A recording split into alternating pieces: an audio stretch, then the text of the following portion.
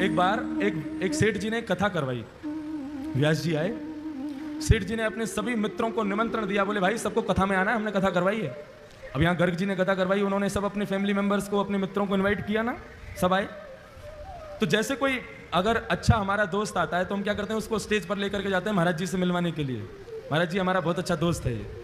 ऐसे ही वो सेठ जी ने कथा करवाई तो उनका एक दोस्त आया, अपने दोस्त को लेकर के ऊपर मंच पर गए और मंच पर जाकर के महाराज जी से मिलवाया। और वो दोस्त जो था वो कभी भजन वजन नहीं करता था, लेकिन अपने दोस्त के कहने पर वो आ गया था कथा में। आज जैसे ही मंच पर आया, ध्यान से सुनना सभी लोग, संत जो थे वो चेहरा देख करके ही समझ जाते थे कि आदमी भजन करता है कि नहीं करता। जैसे ही वो उनके पास आया तो जो वक्ता कथा कर रहे थे उन्होंने उससे कहा, वो सब तो ठीक है महाराज, आप थोड़ा भजन किया करो, आप भजन नहीं करते हो।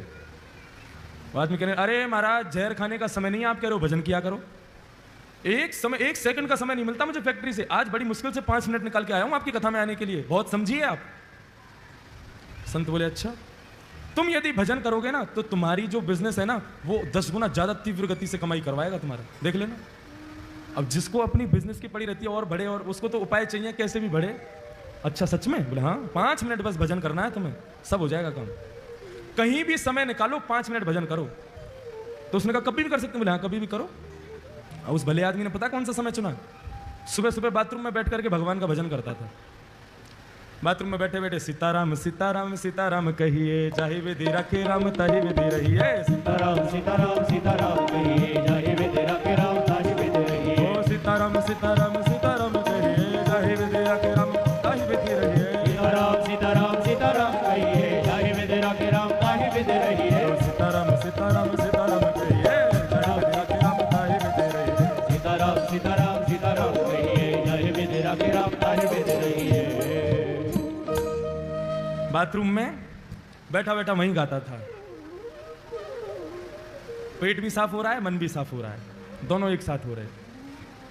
अब हनुमान जी का एक नियम है, जहां कहीं भी भगवान के भजन कीर्तन चलते हैं, प्रभु चरित्र सुनवे को रसिया, प्रभु चरित्र सुनवे को रसिया, ओ प्रभु चरित्र सुनवे को रसिया, ओ प्रभु चरित्र सुनवे को रसिया। और राम लखन सीता मन बसिया, राम लखन सीता मन बसिया। हनुमान जी प्रभु के चरित्र को सुनने के लिए बहाने ढूंढते रहते हैं। अरे कहीं कोई कीर्तन कर रहा हो, कहीं कोई कथा कर रहा हो, मुझे वहां भेज दो, मैं वहीं रहूंगा। अब जैसे ही सुना, अरे वाह बड़ी बढ़िया कीर्तन की ध्वनि आ रही है, सीताराम सीताराम सीताराम कहिए, जय विधि राखे राम ताहि। हे रघुनंदन श्री राम, ये जहां कहीं भी कीर्तन चल रहा है आप कृपा करके मुझे वहां प्रकट कर दीजिए। और भजन कहां चल रहा था? भजन बाथरूम में। हनुमान जी महाराज ने आंख बंद की और जैसे ही पहुंचे,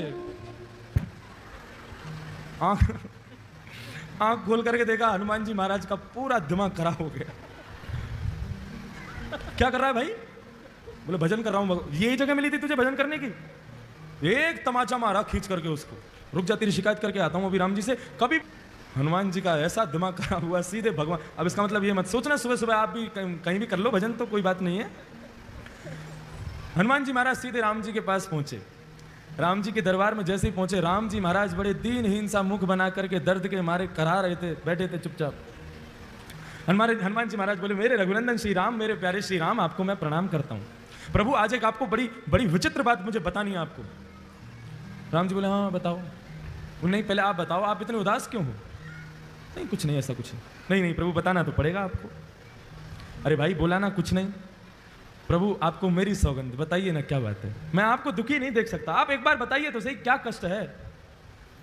राम जी बोले, हमारी पीठ में बहुत तेज दर्द हो रहा है। बोले क्यों? बोले स्वयं खुद ही देख लो। जैसे ही पीछे पीठ के पास गए, हनुमान जी बोले कहां देखना है? बोले हमारा अंग वस्त्र हटाओ। अंग वस्त्र जैसे ही हटाया महाराज, बानर के पंजे का निशान बना हुआ था वहां पर। हनुमान जी महाराज बोले, प्रभु किस बानर की इतनी हिम्मत हो गई, मेरे होते हुए आप पर प्रहार किया उसने? राम जी बोले, बस ऐसे ही है, कुछ लोगों को ज्यादा ही छूट मिल गई है। बोले नहीं नहीं प्रभु आपको बताना तो पड़ेगा, ये लगी कैसे आपको? राम जी बोले, हम नहीं बोलेंगे। बोले नहीं नहीं प्रभु बताना पड़ेगा। बोले हम नहीं बताएंगे। बोले आप मत बताओ, मैं एक अभी फिंगरप्रिंट चेक करवाता हूं ना। किसके फिंगरप्रिंट्स हैं इस पर? सारे बानरों को बुला लिया विश्व भर के और कहा किसकी हिम्मत हुई मेरे राम जी को हाथ लगाने की? बानर सब कांपने लगे, बोले महाराज हमारी हिम्मत नहीं है, हम तो राम जी को दूर से देख के भाग जाते हैं, आप जो उनके पास रहते हो हम मारने की सोच भी नहीं सकते। बोले ऐसे नहीं बताओगे, एक एक करके आओ और अपना हाथ रखो, जिसका हाथ यहाँ पर सटीक बैठ गया उसी ने मारा है। और एक एक करके सारे बानर जा रहे हैं, राम जी के उस पंजे पर हाथ लगा रहे हैं, राम जी मन ही मन प्रसन्न हो रहे हैं, कर लो सब कुछ कर लो, जो करना है कर लो। एक एक करके सारे बानर चले गए महाराज, एक का भी हाथ नहीं बैठा। हनुमान जी चरण पकड़ के बैठ गए, प्रभु बताइए ना किसने मारा? इनमें से तो कोई भी नहीं था। अच्छा बता दूं? बोले हाँ बताओ। तुमने अपना हाथ लगा के देखा क्या? हनुमान, अच्छा मैं आपको लगता है मैं मारूंगा? नहीं मैं मार तो नहीं सकते, पूछ रहा हूं तुमने लगा के देखा? बोले नहीं, एक बार देख के आओ। हनुमान जी महाराज पीछे गए, घबराने लगे, कांपने लगे, बोले मैं हाथ कैसे लगाऊं?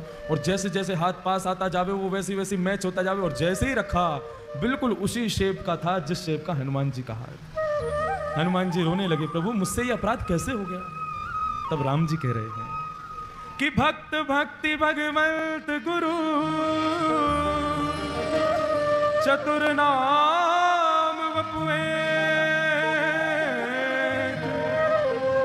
तिनके पग वंदन किए नाशहि विघ्न अनेक।